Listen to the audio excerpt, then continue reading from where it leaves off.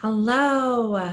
So today I want to talk to you about the biggest lie that we tell ourselves when it comes to our weeks and our productivity and how we feel at the end of the week. This is what contributes to us feeling exhausted and like our life is totally out of whack and out of balance.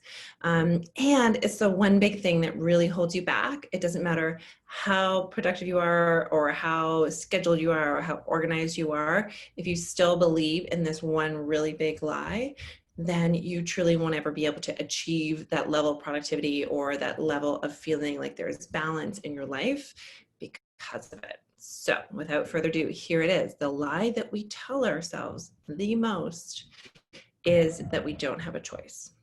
So we tell ourselves this in the situations of like, well, my boss says I have to do this. I don't have a choice.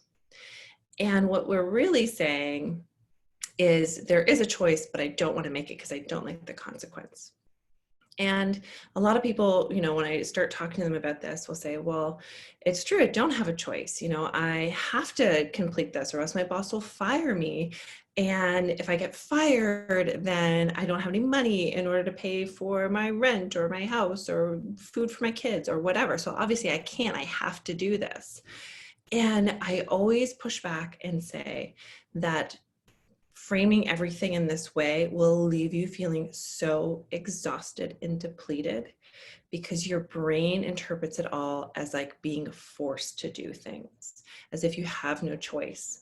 And that is one of the main and very basic things in terms of human needs that are needed, is to have that feeling of agency.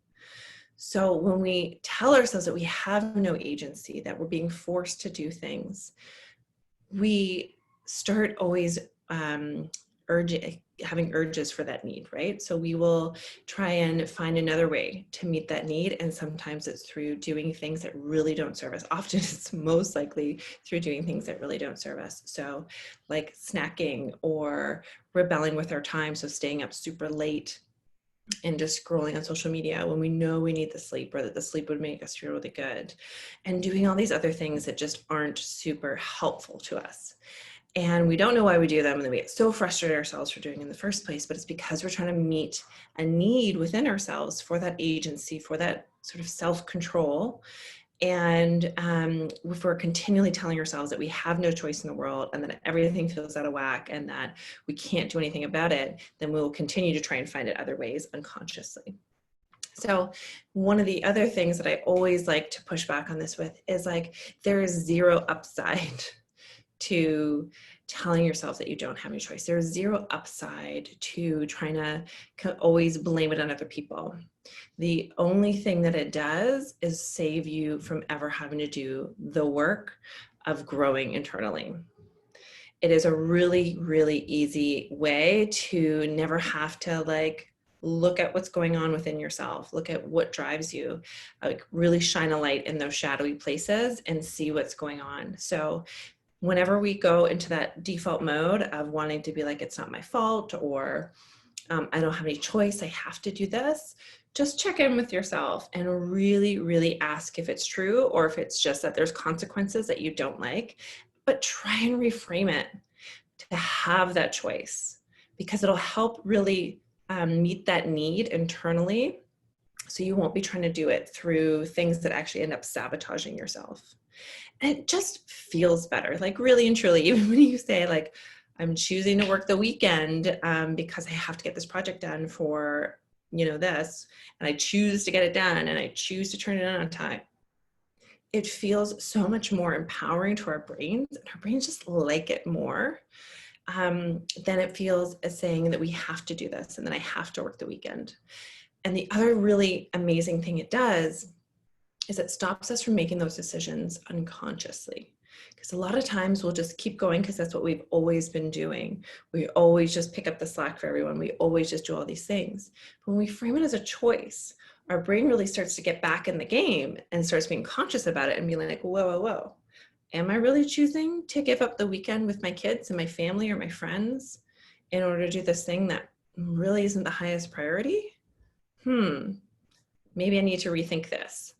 And it actually gets us back in the game. And the reason that this makes us feel so drained is, well, first, we're doing all those self-sabotaging things. But the second reason is that we, again, feel so out of control, and we feel like we can't choose the things that put us back into balance. But when we start looking at our priorities and we start framing it in the idea of choice, right? Framing it as I choose to do this or I choose to do that, then we can really see how we can actually invite choices to ourselves, invite the ability to go to that yoga class or do those other things, instead of saying like, well, I choose to sleep in because I stayed up late.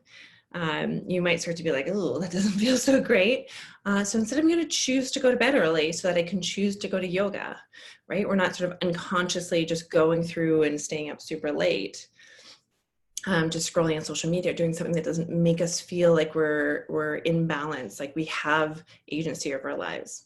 So here's your homework. Here's the thing that I invite you to do is go through your schedule, sort of even retroactively. This works really well, and go back and frame everything as a choice and see how each one sits with you. See how each one of those decisions really sits with you.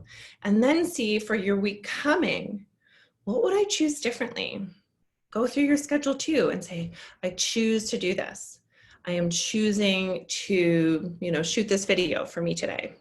I am choosing to take care of myself. I'm choosing to pack my own lunch. I am choosing to go for a walk. I am choosing to work late hours. I'm choosing to work in the evening instead of during the day. I'm choosing. And like, keep saying it.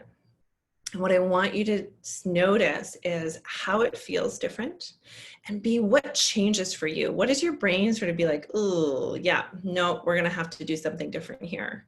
And see what other choices you make differently.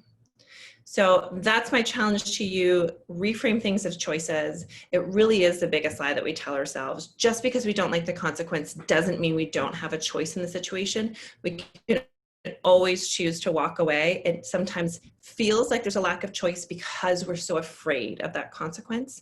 But really and truly, there is no upside to telling ourselves that we have no choice, that we have no agency, and putting ourselves into that box. So I hope you found this helpful. I'm going to come back this week and also talk about boundaries, because that's sort of the next step. Once you start choosing what you want in your calendar, then you need to also start upholding boundaries for that. So I'm going to walk you through my 3 really quick, really easy, simple steps for how to set, make, and enforce boundaries, so you can actually start putting things in there that you really and truly want to choose. Thanks, everyone.